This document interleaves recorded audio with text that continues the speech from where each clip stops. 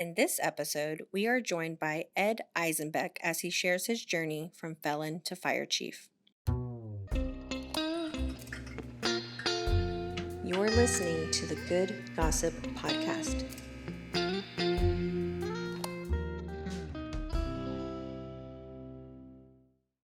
Welcome to season 2, episode 5, we think, because we lose track. It's easy to lose track. I'm Todd Revis. Welcome to the Good Gossip Podcast. I'm Melissa Elizondo. And we have an amazing guest today. Melissa has known him longer than I. Not much longer. Not much, but I found him through you. Yeah. We just ended up as friends on social media, and I was telling him earlier, Ed Eisenbeck, welcome. Hi, thank you for having me. Absolutely. Yeah. And you've got an amazing story, and we can't wait to dive into that. We were talking earlier that I found him, I guess, because he was friends with you, and I started seeing his stuff pop up. Well, today's the first time I met him. Me too. In person. Yeah. Me too. That's crazy. I thought you'd met like in a networking thing or something. Yep. Yeah. During the pandemic, during 2020, he was doing some Facebook on like live stuff, encouraging people. I know he's got a past that we'll talk about. But I have a personal thing. I told you, Johnny, my son, worked for him. For like one day, maybe like 2 hours. And it was just, all these guys were gone. He just couldn't, he was like on Dads in New Braunfels or something, like one of those local pages, and said, I need a helper. I don't care what they know, what they can do. I just need them to show up and help me move stuff out of a house or whatever, clean up. And I was like, go dude. And so I contacted him, and he met him over there, and they ended up hitting it off and really he came home like, that guy's amazing. Like it turned into a counseling session, and I learned stuff, and I was like, but did you make money? He goes, yeah, he paid me for a whole day and I only worked a couple hours. I was like, dude, get a full-time job doing that. Yeah. No. But yeah, so he had a positive impact on my family. Yeah. And I remember telling my wife about it, and Johnny was just really impacted by that little time, with you. Yeah. He's a great guy. Yeah. So your story is that you were an addict and became a felon. Later became fire chief, and so that's what we're going to hear about, is that story in between. Right. Yeah. So I was addicted to methamphetamine for 20 years. What? The last 5 of that, I chose to stick a needle in my arm every day. It was no longer that I was getting high. I was just wanting to feel normal. And at some point you get to that where you're no longer getting high. You just want to feel like a normal human being. That's how bad that it gets. And I would get clean, and I would stay clean for 6 months or a year, and then I would fall off the wagon again. But somehow, some way, I'm going to have to clean my life up. And 2005, one of the worst hurricanes hit in Louisiana. Hurricane Katrina happened. And I was in one of those phases where I was trying to get my life cleaned up, and I didn't really know what to do. And my cousin lived here in San Antonio, and she called me and she was like, hey, we need help. We need volunteers. So I said, okay, well, I'll come help. I don't have anything better to do. I don't have a job. I don't have, I'll try it. So I came here to San Antonio, and I volunteered with the Red Cross. And we went to Kelly Air Force Base here in town, and there were buses and buses of you until you couldn't see anymore. There was just lines of people all coming in, and we were trying to get them blankets and beds and sack lunches and that sort of thing. And I had been volunteering there for probably 2 weeks. And there was a little old lady. And the little old lady came up to me and she said, son, I want to thank you for being here. Oh. And I said, well, I'm not really doing anything special. I'm just handing out some blankets. Anybody could do that, And she said, out of all the other places in the world, you chose to be here helping us. And for some of us, we're appreciative of that. Wow. And man, that hit me like right there. I said, you know what? I want to do this. I don't know how, but I want to help people. I've spent half my life hurting myself, hurting other people, hurting those that I love. I want to spend the next half of my life helping people. Wow. And I had no idea how I was going to do that. I just knew that that's what I wanted to do. Yeah, and before your mom died, you had spent how long in prison? I had 28 arrests. and 2 times in prison. Mm. So prison is not a nice place. And I knew that either I was going to end up in prison or I was going to end up dead. One of the two. And I didn't like either of those choices. Yeah. And eventually it led to me losing everything. Whenever I came here to San Antonio, I had nothing. So you're married now and you have a child? 2 children. 2 children, yeah. And so when you, in 05, you were unmarried and no kids? Right. So you were a single dude, weren't being able to put stuff together, didn't have a job, all that stuff. And so things have changed since you got here. So Kelly Air Force Base happened, and you found a new lease, a new reason to live. Right. Like now I have something that I can do and give, but you didn't know where to point that. Not exactly. So my cousin worked for a volunteer fire department, and I thought that was cool. Like, look at the big trucks and the uniform and all that. I was like, I want to try that. And so, of course, when I went to the volunteer fire department, they were like, they kind of laughed and chuckled. They were like, do you know how many arrests you have? Yeah, I'm pretty sure I do. I was there. Yeah. I remember. Yeah. And so, of course, they said, no, we can't have you with your criminal background. And I said, well, can I come back and try again? Can I like reapply? I said, well, yeah, you can come back next month. Okay, see you next month. Wow. Yeah. And so I went back every month for 4 months. And so finally there was a lady there whom I'm still friends with today that I owe everything to. She said, and she talked to the other officers and she was like, why don't we give him a chance?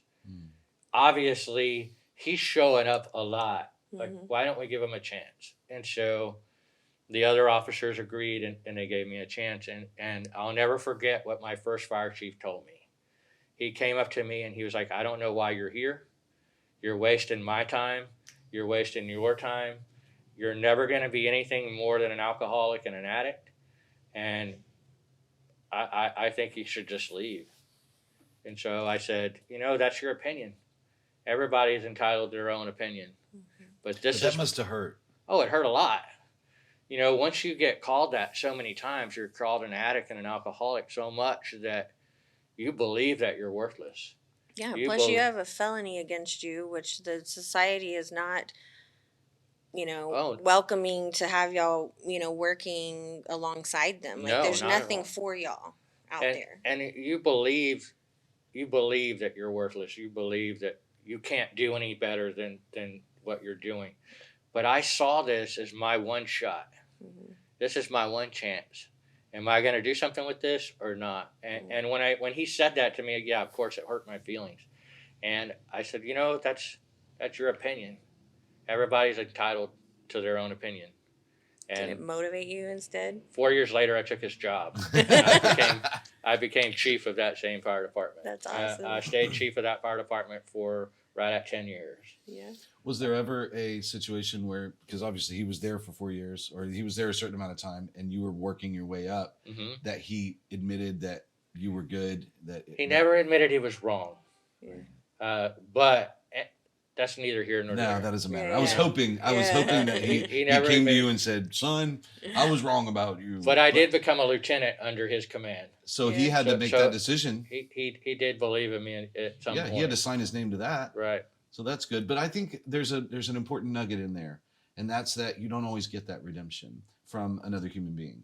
You don't always you're like, it doesn't matter. And I love that because here I am in my little make-believe world going, did you ever, in the movie, he would have come and dropped to his knees and begged your forgiveness. Right. But that's not life. That's not real life. In real life, sometimes you don't get a pat on the back. Sometimes you don't get that big Karate Kid ending where everything goes your way. And so that's probably the hardest thing for an addict or for a person struggling with identity issues, is that you're not doing it for the praise. You're not doing it. You're doing it to stay alive and to be a human being that's not like the old one you were. Yeah. And that's one of the things that kept me clean. Of course, I wanted to use in that point in time, but I knew all it's going to take is one time, and that's it. And he's right. And exactly, he's right. He wins, and everything goes away. And at that same time, that was a volunteer fire department. Yeah, you're not even getting paid so for I it. wasn't making any money.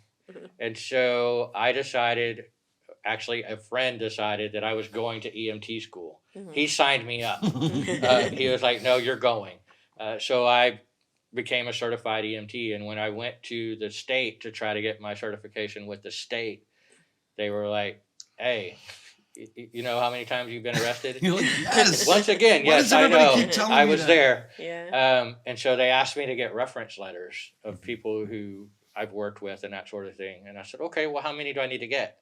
So, well, probably 4 or 5 would suffice. Okay.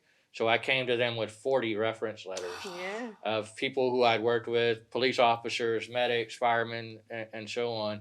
And they said, well, look, if this many people believe in you, then here's your certification. Wow. That's We're not awesome. even going to give you any type of probation on it. Here's your certification. That's That's amazing. awesome. The same thing whenever I got my fire certification, it was the same deal.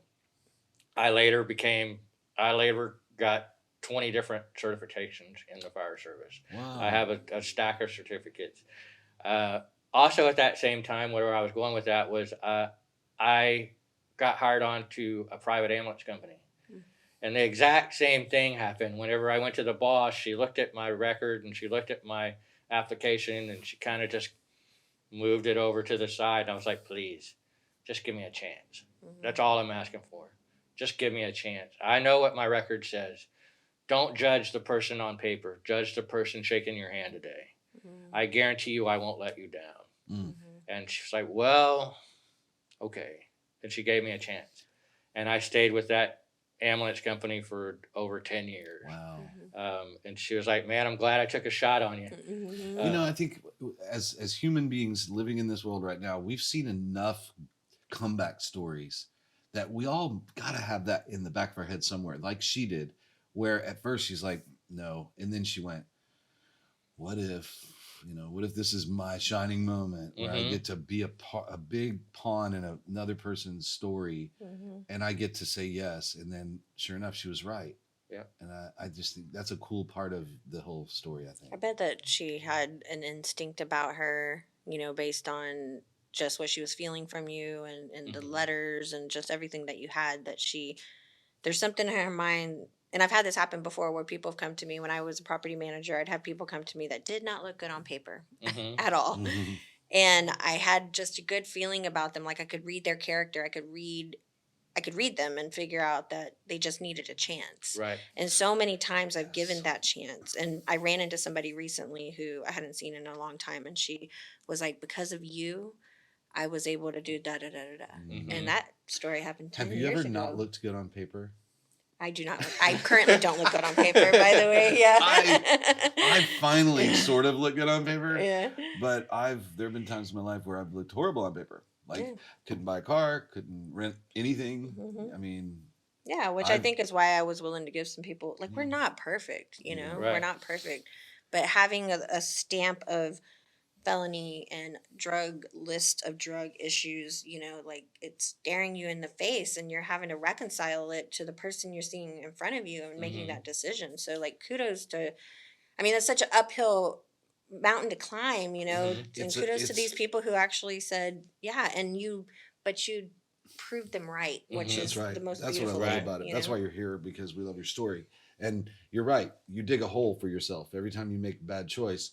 And everybody you're trying to help that was like you or is what you were like is in that hole that they've dug for themselves. And they've got to find a way to climb out of that hole. What makes it harder to climb out of that hole is the 28 arrest and the paper trail on you. So that every time you go up against somebody, they're like, yeah, but you've been arrested 28 times. Right. And you're like, I know, but I'm trying to move beyond that. But you're still in that hole. And it's so easy to give up. It's so easy to use. It's so easy to say, well, forget it. It's too hard. No one's going to give me a chance. Yeah.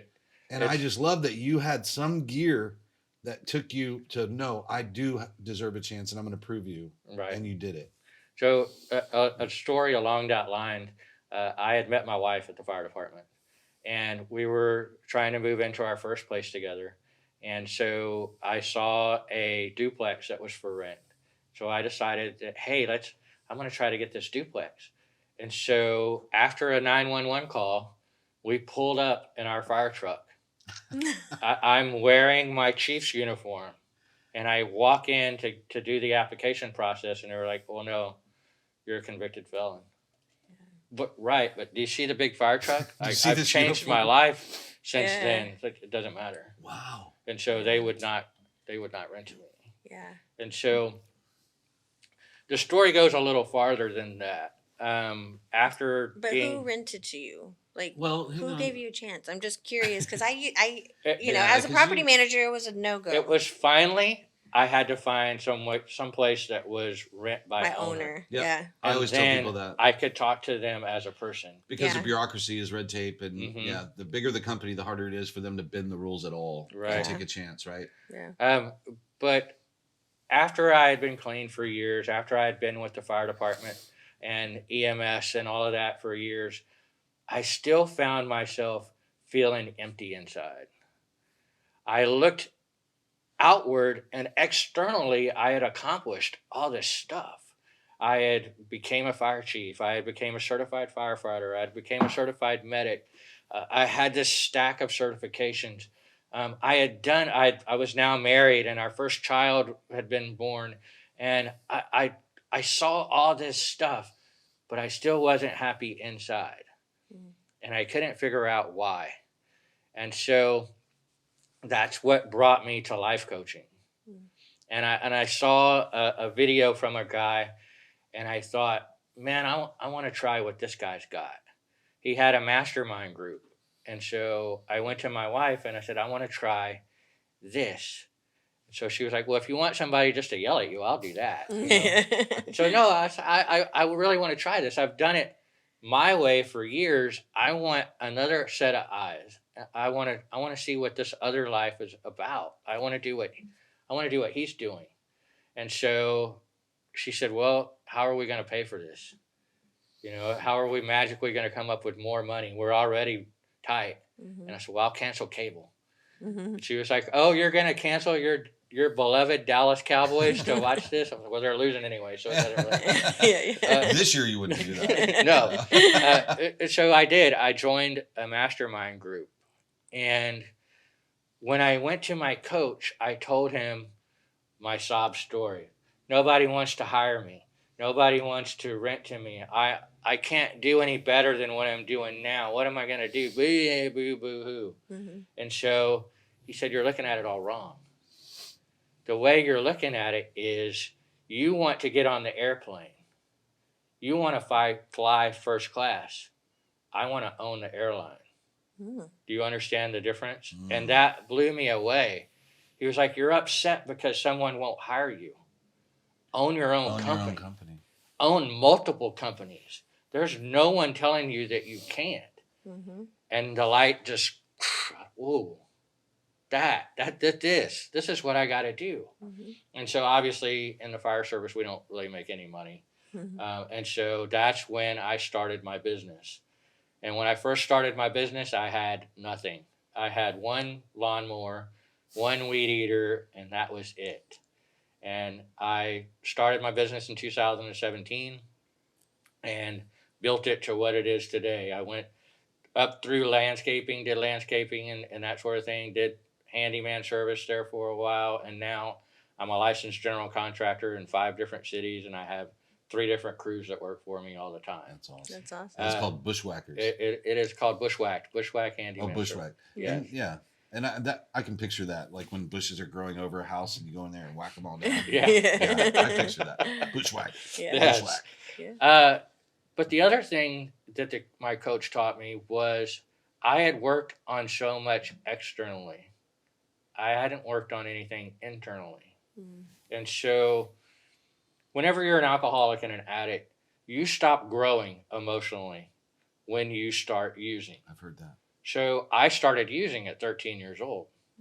So even though at that time I was a 40-year-old man, even though I was a 40-year-old man, emotionally and mentally, I was still a kid. I had a lot of work to do. And through AA and NA and that sort of thing, they kind of touch on it, but they don't really dig deep down into it. So what he suggested was figure out why.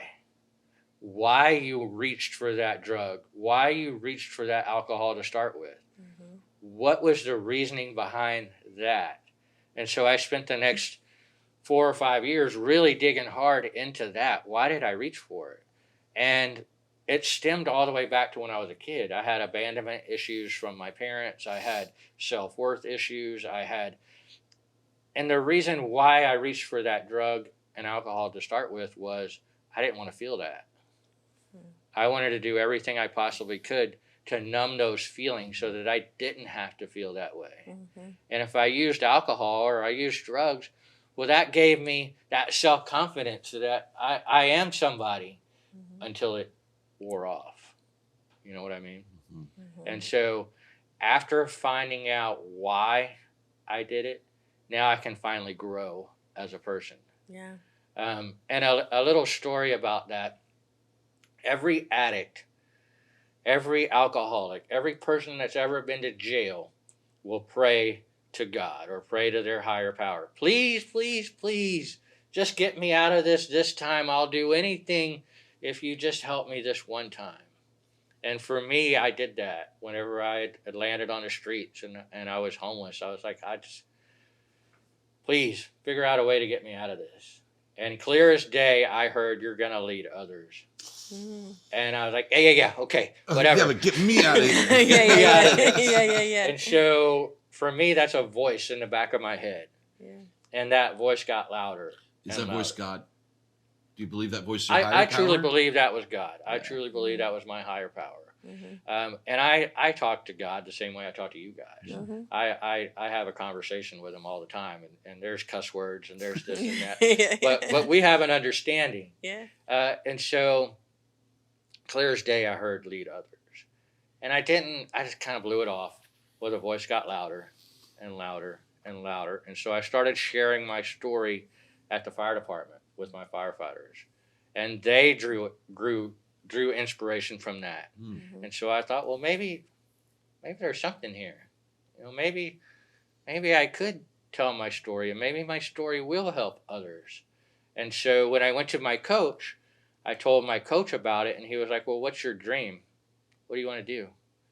So, well, I can see it. One day I want to stand up in front of all these people, and I want to tell my story and in front of thousands of people. And he held up his cell phone, and he was like, the world's waiting. Mm. Get on it. And I kind of looked at him. I said, what do you mean? He was like, social media has millions and millions of people. Right. Mm-hmm. Start talking. And so Wow. I was like, well, no, I can't do that. And you know how men are. He was like, insert explicit word if you don't do this. And so I took it as a dare.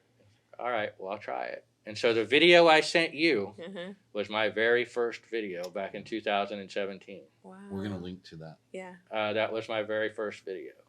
And so it grew from there. Mm-hmm. Yeah. And something that he said has resonated with me for years. The world is starving for truth. The world is starving for real, raw truth. Mm-hmm. The world is full of politically correct and, oh no, we can't say that because we don't want to hurt anyone's feelings and this and that. Mm-hmm. I'm not that person. Mm-hmm. Yeah. I will tell you the way it is. Mm-hmm. And this is me real and raw and now, you know, and I truly believe that that's what the world needs. I believe that too.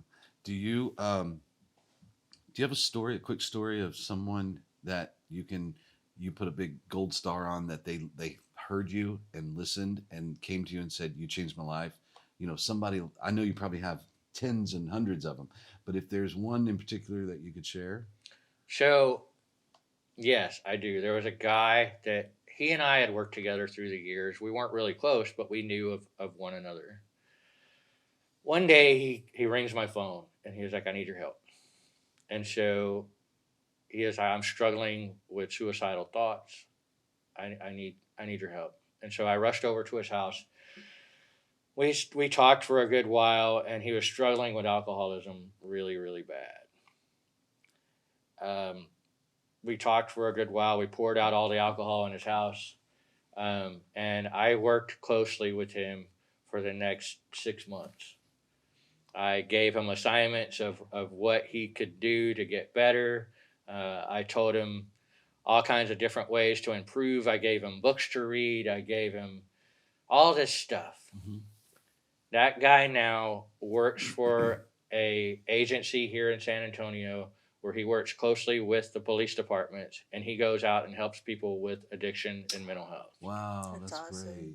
So it's like If you've helped nobody exponential. but one person. Yeah. But that person's helped But a that bunch person's of people. helping more people. Like Yeah. and that's where I feel like that message from God for you was to do this because its purpose Mm-hmm. is to heal along the way. You heal one, he heals 10. You heal another, he heals 20. And they That's heal and bearing they fruit. heal. That's Yeah. bearing fruit as a human. Mm-hmm. And God wants peace and truth and love and harmony and everybody to be okay, but he knows we can't do that on our own. Right. And he uses people who are broken, been broken. Like, I mean, you go back through the Bible and there's everybody he's used has been somebody who you would think is broken and busted. Yeah, like he's not here, like he says, I'm not here to save the righteous. Mm-hmm. I'm here to heal Your the sick. story is very similar, not to get too biblical, but Joseph, who was thrown into slavery and then he ended up being the king. Mm-hmm.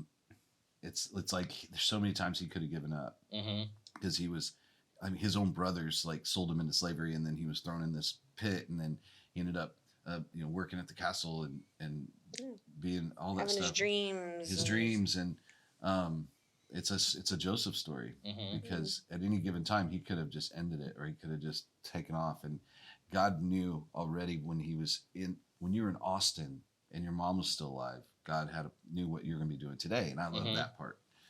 So I know a lot of addicts. Mm-hmm. There's addicts in my family and that we're related to, and they can't seem to break the cycle. Mm-hmm. Not that just one word is going to inspire them to change anything, but if there was something that you could say that you could give them advice on, what would you say?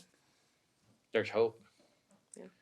One of the hardest things about being an addict and being in prison and being in all these bad places is it seems hopeless. I'm never going to do any better than what I'm doing right now. I'm never going to. And when you have parole officers and all these other people telling you that, and family members telling you you're worthless, and it's all in your ear all the time, it's hard to imagine anything but that. Mm-hmm. So if I can do it, anybody can do it. Not only can I do it as in get clean, but you have formed a life for yourself that doesn't require people hiring you. You got through those things, and not everybody maybe will get to have that opportunity where somebody said yes and gave them a chance. But you realize that, hey, I can work for myself. And I know a lot of people who are entrepreneurs and have done that and have become wealthy because of it, and have different businesses that you own.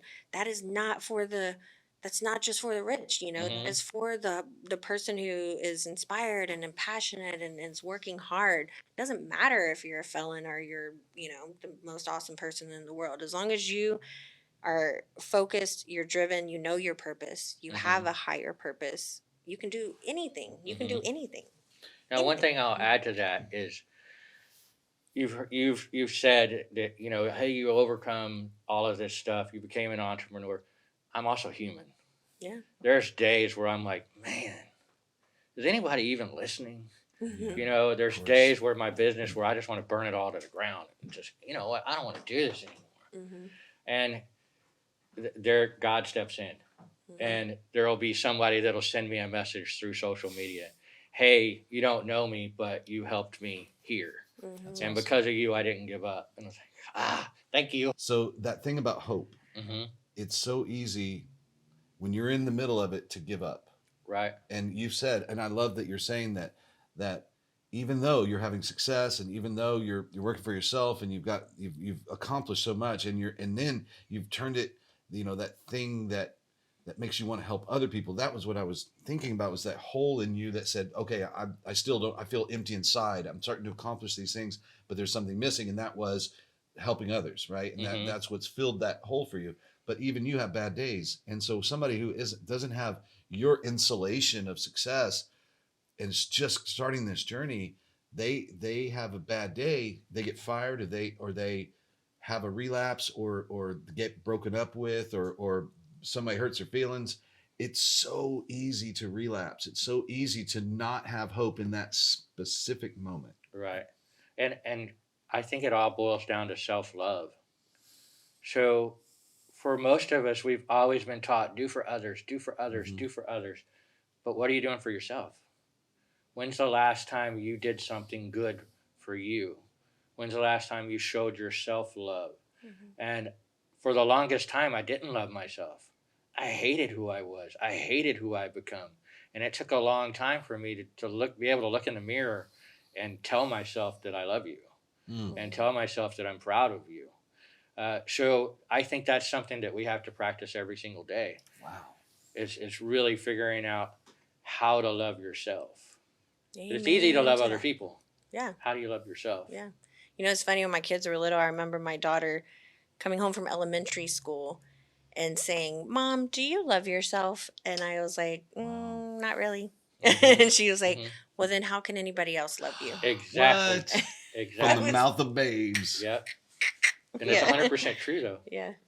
Yeah. You know, I guess as a human man, I have trouble saying I love myself or worrying about that because I am so outwardly focused. Mm-hmm. And when I counsel my friends and family who are going through tough stuff, I can usually point it to, well, you're inward focused. It's all about you. Mm-hmm. You're whining and all that stuff that's going on. You're causing these problems for yourself, and you're like, I need to be happier. I need to this. So it's all inward focus. And like you, I tell them, outwardly focused. Go help somebody else, because it always makes you feel better when you help somebody else.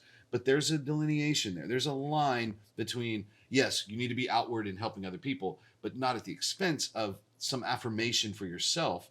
Give yourself a pat on the back for doing that. But because I don't know, it's easy for me to say, stop thinking about yourself so much and think about other people, because Right. your actions are selfish, Mm-hmm. or my actions, when they're selfish, that's when I cause problems. Uh-huh. And then the other side of that is when you're like me, where you're looking for love so much, you want to help other people, and then there's no boundary. There's no self-love for yourself, because you give and give and give and give. Yeah. And I remember my counselor telling me, like, what are you doing when you're stressed and you've worked really hard for a couple weeks? Like, what are you doing to relax and love yourself? And I was like, I was only abusing myself more. It was like Netflix, eating like crap, talking to people I shouldn't be talking to, doing things I shouldn't be doing, all to try to feel something. That was your reward or something? I was rewarding myself with crap, and it was really just making it worse. It's the same thing for drug addicts. It's no different. My addiction was just different. And so it was, you just feel it trying to, self-medicate. Yeah, so you feel better, and that's how you felt better. And like you said, I felt better, like normal, when I was on it. Same thing with food addiction. Same thing with, sex addiction, alcohol, all the addiction, all of them. I've never been addicted to drugs or I don't think food either or anything. Alcohol has always been the one thing, nicotine, but it's socially acceptable. That's right. But I never felt like, I never felt like I was hurting myself. Like, that wasn't my goal. Yeah. It was more self-medication. It was more, I just want to feel different. Because it's socially acceptable, like you said. When you're on meth, you know you're hurting yourself. Right. Alcohol, you can kind of, and food addiction. Oh yeah. Nobody talks about it. It's just everybody's doing it. Even today, if I go out and people are drinking and they offer me a drink, it's like, no, I don't drink. Why not? What do you mean you don't drink? Everybody drinks. They give you a hard time about it. Yeah. I was talking to my pastor about that. He recently went on a trip with his wife, and they hardly ever do this.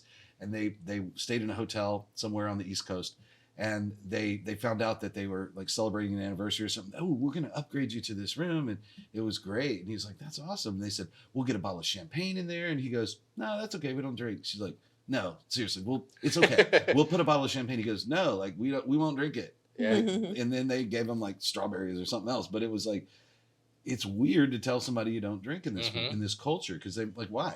Why not?